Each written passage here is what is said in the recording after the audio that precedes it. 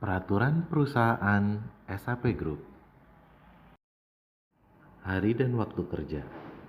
Senin sampai Jumat 8.00 hingga 17.00. Sabtu 8.00 hingga 13.00 khusus Caringin. Bagi yang terlambat dikenakan denda, golongan 1 15.000, golongan 2 20.000, golongan 3 30.000, golongan 4 50.000. Denda keterlambatan akan dipotongkan langsung dari salary setiap bulannya. Izin datang terlambat atau tidak melakukan fingerprint saat masuk kerja dapat dianulir dengan menulis pada buku absensi manual dengan memberikan informasi terlebih dahulu kepada atasan dan HRD yang hanya boleh maksimum 2 kali kecuali tim lapangan. Lupa fingerprint hanya bisa dianulir untuk 1 kali selama 1 periode penggajian. Tidak ada fingerprint dan tidak ada dalam buku absensi manual, maka akan dianggap terlambat dan dikenai denda. Lembur. Setiap pekerja wajib lembur apabila ada perintah dari atasan. Instruksi lembur tertentu datang dari pimpinan atau atasan dengan melakukan pengajuan perhitungan lembur terlebih dahulu sebelum karyawan melakukan tugas lembur. Lembur akan dibayar apabila masuk kerja pada tanggal hari merah atau hari libur dan untuk instruksi lembur tertentu. Besarnya uang lembur sesuai dengan kebijaksanaan perusahaan. Peraturan dan tata tertib. Hak perusahaan. Perusahaan berhak mengatur pekerja dan jalannya perusahaan yang sepenuhnya merupakan tanggung jawab perusahaan.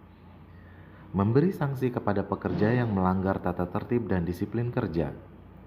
Memberikan penilaian terhadap pekerja dalam hal kualitas pekerjaan, kemampuan, pengetahuan, penerimaan lingkungan, dan sikap. Syarat umum penerimaan pekerja. Berusia 18 hingga 40 tahun. Berbadan dan berjiwa sehat, serta bersedia menjalani pemeriksaan kesehatan bila diperlukan. Bersedia menaati peraturan dan tata tertib kerja yang berlaku di perusahaan. Bersedia membuat pernyataan untuk menjaga kerahasiaan perusahaan untuk posisi tertentu. Bagi yang pernah bekerja diwajibkan melampirkan surat keterangan pernah bekerja dari tempat kerja sebelumnya. Penerimaan pekerja tetap, waktu tidak tentu, dan waktu tertentu. Pelamar yang dinyatakan memenuhi syarat sesuai ketentuan yang berlaku harus menjalani masa percobaan maksimum sampai dengan 6 bulan yang disebut juga sebagai kontrak awal. Setelah masa percobaan atau kontrak awal akan diputuskan menjadi karyawan tetap atau karyawan kontrak lanjutan. Maksimum lama kerja karyawan kontrak adalah 2 tahun. Penilaian prestasi kerja terhadap calon pekerja tetap dilakukan oleh atasan yang bersangkutan dan direview oleh HRD.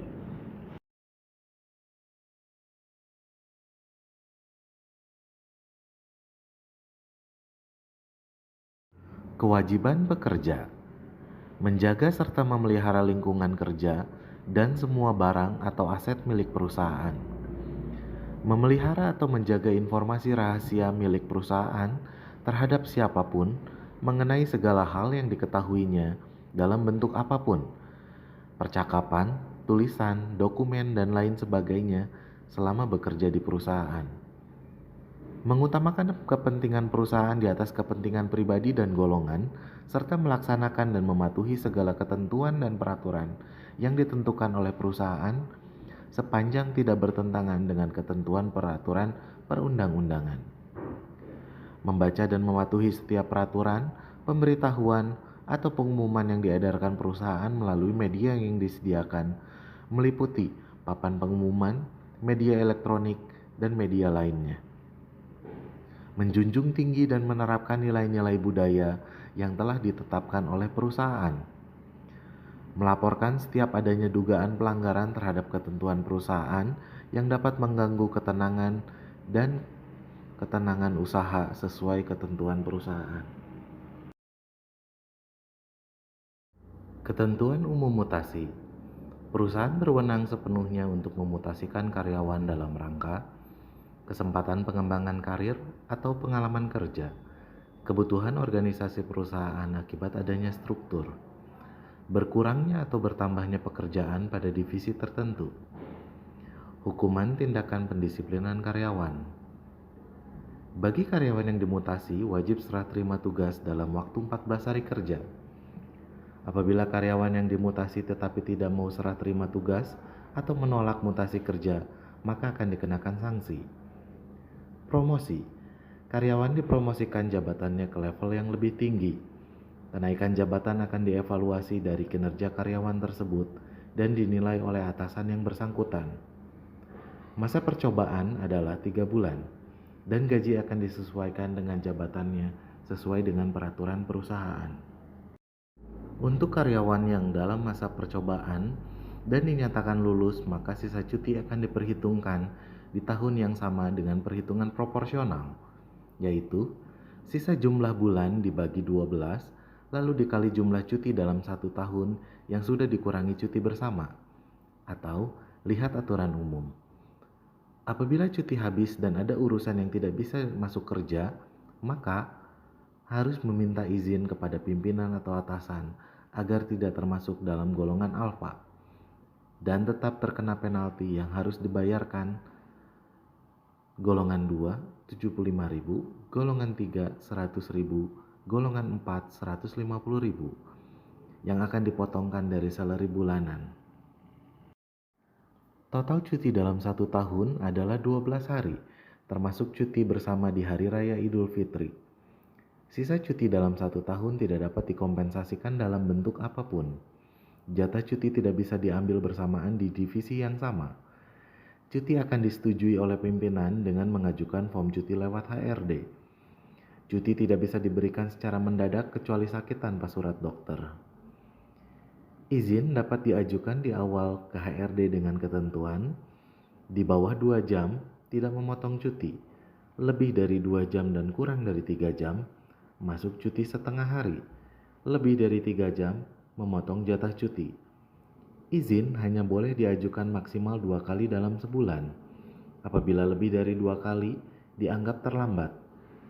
Izin di-approve oleh HRD hanya untuk bagi raport anak, keperluan ke dokter atau mengantar keluarga inti yang sakit, dan keperluan yang berkenaan dengan pekerjaan atau instruksi dari perusahaan.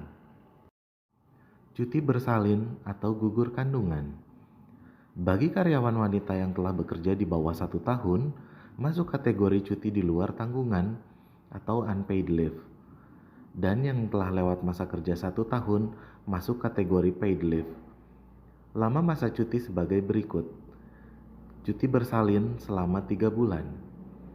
Apabila gugur kandungan dengan usia kandungan 0-3 bulan, cuti 2 hari. 3-6 bulan, cuti 1 minggu. 6-9 bulan, cuti 2 minggu. Apabila karyawati yang telah menjalani masa cuti bersalin dan bermaksud untuk mengajukan pengunduran diri, maka semua hak yang telah diberikan oleh perusahaan selama masa waktu cuti bersalin wajib dikembalikan ke perusahaan dalam tempo waktu 2 minggu. Tidak masuk kerja dengan memotong cuti disebut cuti khusus, yaitu pernikahan 3 hari, istri pekerja melahirkan atau keguguran 2 hari, istri atau suami atau anak atau ortu atau mertua meninggal 2 hari, saudara kandung meninggal 1 hari, pernikahan saudara kandung 1 hari dengan menunjukkan kartu keluarga dan undangan pernikahan. Penggajian. Gaji diterima pekerja disesuaikan dengan jabatan dan masa kerja selambat-lambatnya tanggal 25 setiap bulannya. Apabila tanggal 25 jatuh di hari raya atau hari Minggu, maka akan digeser ke hari kerja berikutnya. Uang transport dan uang makan akan diterima per 1 bulan sekali. Peninjauan gaji akan dilakukan 1 tahun sekali untuk semua karyawan tetap. Peninjauan gaji dilakukan setelah penilaian masa percobaan. Kesejahteraan pekerja. Bonus KPI. Bonus KPI atau Key Performance Indicator diberikan kepada karyawan yang sudah dinyatakan lulus masa percobaan.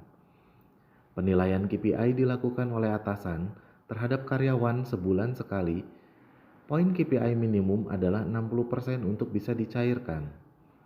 Karyawan yang mendapat poin KPI di bawah 60% selama 3 bulan berturut-turut akan direview oleh atasan beserta HRD. THR. THR diberikan sebesar 1 bulan gaji terakhir bagi karyawan yang sudah bekerja minimal 1 tahun. Bagi karyawan yang belum 1 tahun dan sudah di atas 6 bulan, akan dihitung secara proporsional sesuai masa kerja. THR diberikan di hari terakhir sebelum libur Hari Raya Idul Fitri untuk seluruh karyawan. Sumbangan. Dalam rangka meningkatkan kesejahteraan pekerja, maka perusahaan memberikan sumbangan kelahiran. Syarat, bayi sudah terdaftar di BPJS Kesehatan. Sumbangan duka kepada pekerja, khusus keluarga inti. Bantuan pendidikan kepada 10 orang pekerja di setiap tahun yang memiliki anak berprestasi. Nilai rata-rata lebih besar sama dengan 80 di sekolahnya, mulai dari tingkat SD sampai dengan SMA. Besaran bantuan maksimum nilai total adalah 12 juta rupiah. Sumbangan kelahiran terhadap pekerja atau istri pekerja dengan syarat bayi sudah terdaftar di BPJS Kesehatan. Golongan 1A, B, dan C nominalnya Rp200.000. Golongan 1D, E, dan F Rp350.000. Golongan 2 Rp500.000. Golongan 3 Rp750.000. Golongan 4 Rp1.000.000. Penghargaan Best Employee diberikan kepada karyawan dari golongan 1 dan golongan 2 yang diadakan setiap tahun untuk penilaian terbaik dengan beberapa kategori. Mendapatkan poin rata-rata KPI dalam 1 tahun di atas 80%. Memiliki data kehadiran terbaik dengan minim izin khusus, terlambat, dan sakit. Mencegah, menghindarkan, atau mengurangi akibat yang bisa merugikan perusahaan. Berhasil menciptakan sesuatu yang sangat berarti bagi peningkatan efisiensi kinerja perusahaan. Menunjukkan prestasi kerja yang baik dan menjadi contoh teladan di lingkungan kerjanya. Menunjukkan usaha membina kerjasama yang sangat baik di kelompok kerjanya. Menunjukkan tingkat keuletan dan ketekunan kerja yang sangat baik. Jaminan sosial tenaga kerja. Karyawan mendapatkan jaminan sosial tenaga kerja apabila telah melalui 1 periode penggajian dengan menunjukkan kesungguhan bekerja dalam 1 periode tersebut. Berikut tabel jaminan sosial yang diberikan. 1. BPJS Kesehatan. Sesuai dengan aturan dari pemerintah, karyawan yang terdaftar pada badan usaha dikenakan iuran premi sebesar 1% dari besaran upah yang didaftarkan pada BPJS Kesehatan. Setiap bulannya akan dilakukan pemotongan dari salary. 2. BPJS Ketenagakerjaan. Program jaminan kecelakaan kerja 0,54% oleh badan usaha. Program jaminan kematian full di cover oleh badan usaha. Untuk penerima upah, besaran iuran ini adalah 0,30% dari gaji atau upah bulanan. Program jaminan hari tua. Perusahaan 3,7%, karyawan dikenakan iuran premi sebesar 2%.